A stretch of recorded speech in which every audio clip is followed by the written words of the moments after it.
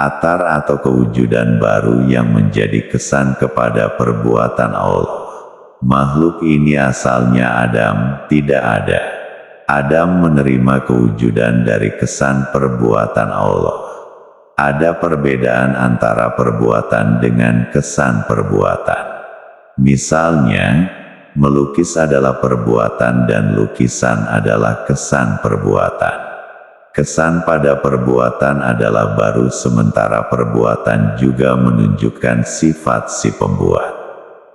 Perbuatan tidak berpisah dari sifat, dan sifat tidak berpisah daripada zat atau diri yang berkenaan. Kesan perbuatan tidak sedikit pun menyamai sifat yang asli.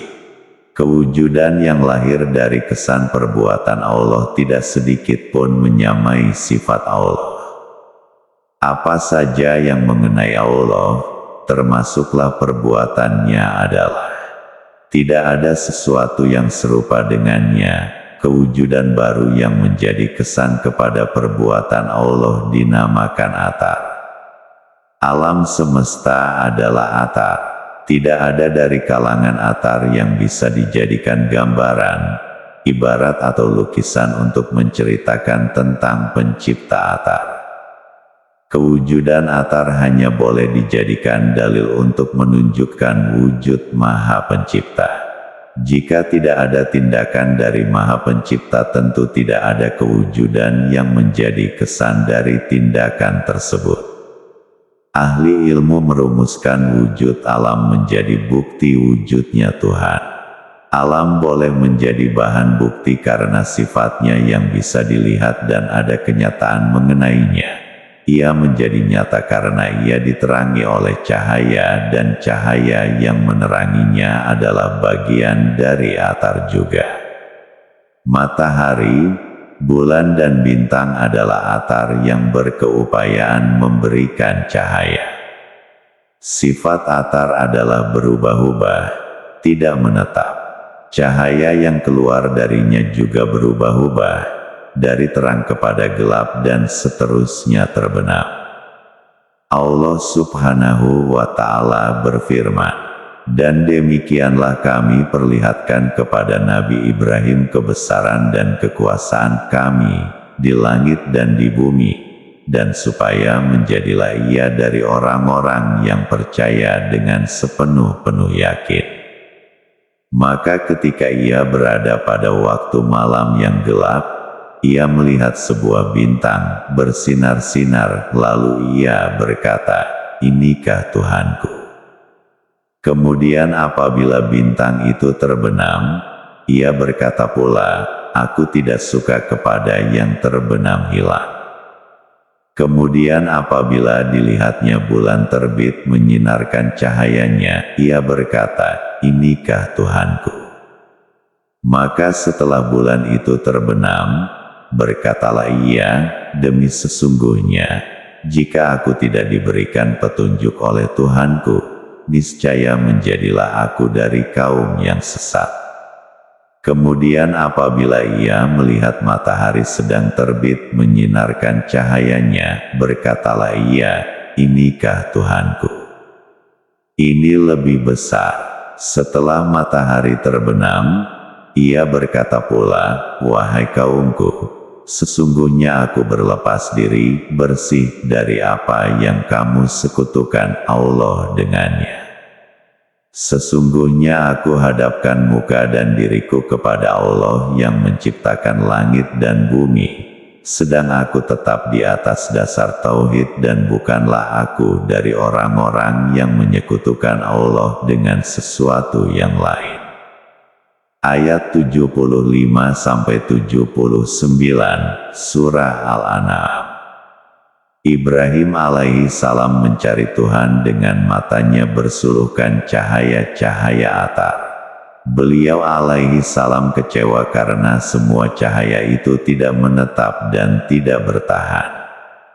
Lalu beliau alaihi salam meninggalkan cahaya atar dan menghadapkan hati serta rahasia hatinya kepada Maha Pencipta. Barulah beliau alaihi salam mendapat keyakinan yang teguh karena cahaya yang menerangi hati dan rahasia hatinya tidak berubah, tidak pudar dan tidak terbenam. Beliau alaihi salam melihat dengan jelas bahwa atar tetap atar, tidak ada satupun yang boleh disekutukan atau disifatkan kepada Tuhan. Kekeliruan tentang Tuhan terjadi karena manusia melihat kesan perbuatan Tuhan sebagai perbuatan, kemudian meletakkan hukum bahwa perbuatan tidak berpisah dari sifat dan sifat tidak berpisah dari zat. Oleh sebab itu perbuatan juga zat. Jika zat menjadi Tuhan maka perbuatan juga Tuhan dan apa yang terbit dari perbuatan juga Tuhan. Begitulah kesesatan yang terjadi akibat mencoba melihat Tuhan dengan suluhan cahaya atar dan menggunakan hukum logik matematik. Seseorang haruslah melihat kepada asalnya yaitu Adam tidak wujud. Adam adalah lawan bagi wujud.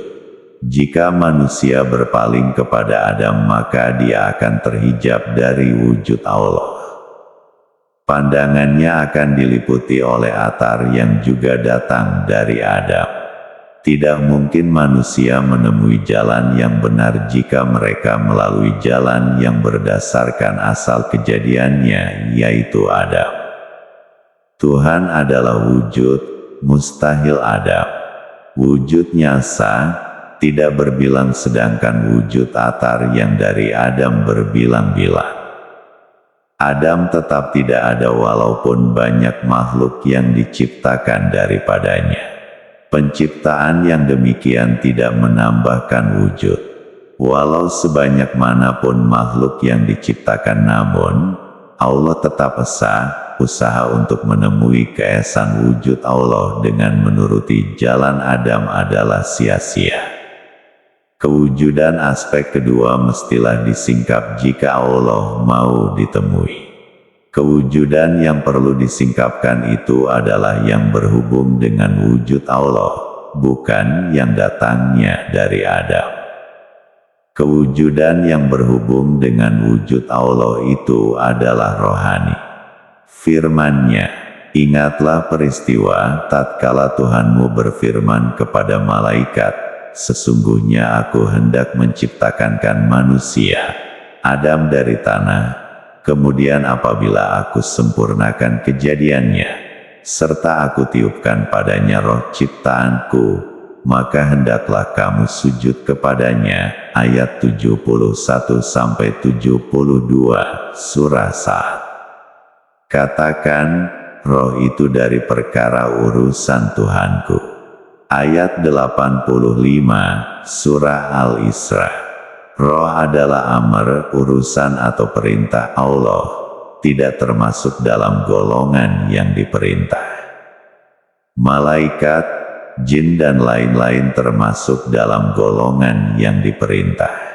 Roh manusia adalah satu rahasia Allah. Ia dinisbahkan kepada Allah, bukan kepada Adam.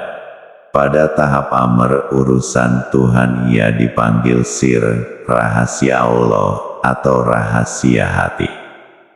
Pada tahap berkait dengan jasad ia dinamakan kalbu atau hati. Semua kualiti yang baik adalah berkait dengan roh dan semua kualiti yang jahat berkait dengan Adam. Jika alam maya diterangi oleh cahaya atar, hati dan rahasia hati yang dinisbahkan kepada roh urusan Tuhan, diterangi oleh nur sifat Allah. Kualiti hati dan rahasia hati adalah mengenal. Nur sifat Allah itulah yang menerangi hati untuk menyaksikan kepada Tuhannya. Hati orang arif billah yang diterangi oleh nur sifat Allah tidak lagi dikelirukan oleh cahaya atar dan benda-benda yang dipamerkan.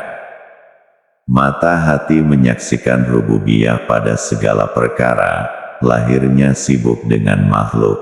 Hatinya menyaksikan rububiyah dan sirnya, rahasia hati tidak berpisah dari Allah walau sedetik pun. Sir yang menerima sinaran Nur Sifatullah membawa sifat-sifat yang menceritakan tentang sifat Allah yang menyinarinya. Manusia pilihan yang diseret oleh sir tersebut akan memakai sifat-sifat yang menceritakan hubungannya dengan Allah. Nabi Muhammad SAW dikenali sebagai Habiballah. Nabi Isa alaihi salam sebagai Roh Allah. Nabi Musa alaihi salam sebagai Kalim Allah. Nabi Ibrahim alaihi salam sebagai Khalil Allah. Manusia yang bukan nabi juga menerima pimpinan sir yang menerima sinaran Nur Sifatullah, dan dengan yang demikian mereka dikenali. Abu Bakar dikenali sebagai As-Siddiq dan Hamzah sebagai Singa Allah. Manusia lain pula ada yang dikenali sebagai Abdul Malik, Abdul Wahab, Abdul Karim, Abdul Latif dan lain-lain. Hamba-hamba pilihan itu mendapat gelaran yang dihubungkan dengan Allah karena sir mereka disinai oleh Nur Sifatullah, sebagai persediaan buat mereka menanggung amanah Allah. Firman Enya, dan ingatkanlah peristiwa hamba-hamba kami, Nabi Ibrahim dan Nabi Ishak serta Nabi Yakub, yang mempunyai kekuatan melaksanakan taat setianya dan pandangan yang mendalam memahami agamanya. Sesungguhnya kami telah jadikan mereka suci bersih dengan sebab satu sifat mereka yang murni, yaitu sifat senantiasa mengingati negeri akhirat. Dan sesungguhnya mereka di sisi kami adalah orang-orang pilihan yang sebaik-baiknya Allah mempersucikan hamba-hamba pilihannya dengan menyinari sir mereka dengan nur sifatnya, dan dengan itu mereka menjadi sebaik-baik hamba yang menjalankan perintah Allah Subhanahu wa Ta'ala. Sang Kiai